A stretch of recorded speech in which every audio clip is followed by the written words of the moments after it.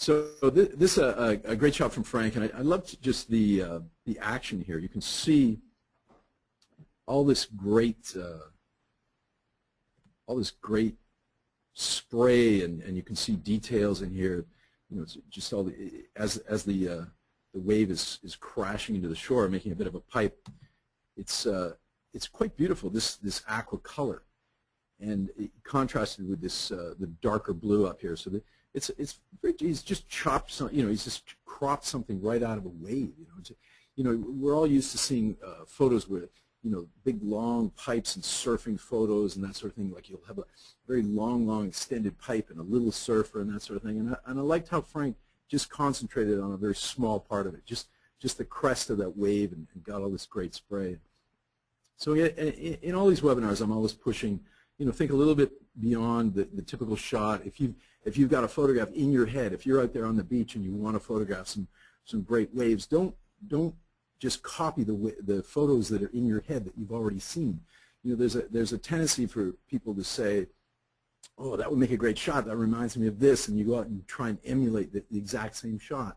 And that's great. I mean, you're going to get some nice photos to put on your wall or post on your website or that sort of thing, but you really should be trying to interpret, you know, the scene. Get your own take on that photograph. Bring something back, you know, from the beach that is a little part of you, a little more of what you interpret a beach shot or a water shot to be. Which brings us to a great photo by Jimmy Fikes. Jimmy is one of the relatively new instructors in LA.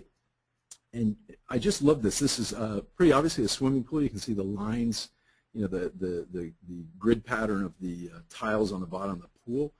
And as he pointed out to me, this is actually, this part you see right here is actually the sun reflecting right on the water.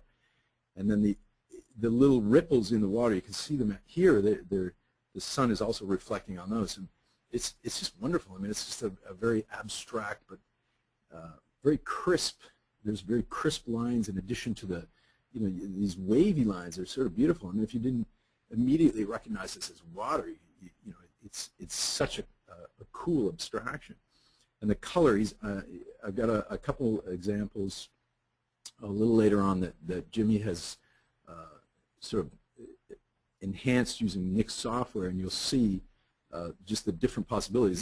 He's actually lightened this quite up, either in camera with exposure or with software, to make this really quite bright and sort of add to the kind of painterly aspect of it.